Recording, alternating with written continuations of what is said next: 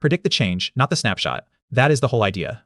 A team from Jülich and Hamburg train a tiny Fourier neural operator, just 314,000 parameters, to forecast Rayleigh-Benard convection, the fluid heated below and cooled above. Instead of redrawing the entire flow field every step, it predicts only the increment between frames, and that one choice cuts the error 24 times. The physics. Rayleigh-Benard convection. A slab of fluid hot at the bottom, cold at the top, warm fluid rises, cold fluid sinks, and the competition organizes into rolling cells. Crank up the Rayleigh number, how strongly buoyancy drives the flow, and those rolls tumble into turbulence. The state is 4 fields, 2 velocities, temperature, and pressure. Solving this with a spectral solver is expensive, so the goal is a neural surrogate that steps the flow forward in 7 milliseconds. A Fourier neural operator does not convolve in pixel space.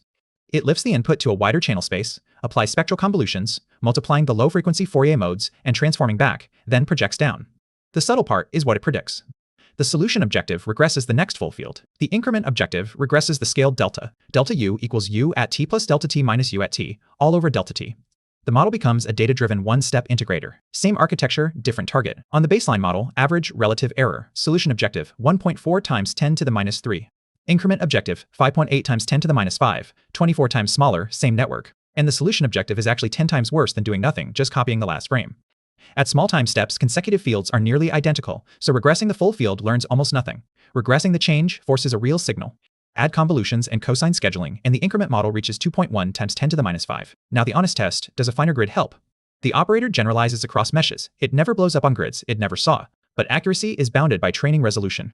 Trained on 256 by 64, evaluating on a finer 512 by 128 is 4.5 times worse. Mesh invariant, not mesh improving. Here is the physical picture the network has to chase.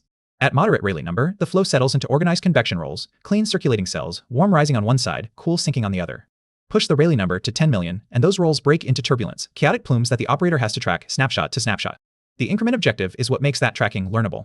Against Strat's three-dimensional benchmark, the lean operator is 23 times smaller, 132 megabytes versus 3000, and 15 to 45 times faster.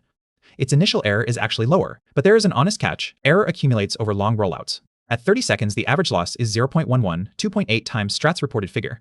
Compact and fast at the single step, noisier when you chain 60 of them. 3 honest caveats. First, the main model is two-dimensional and a single turbulence regime, Rayleigh 10 to the 7th.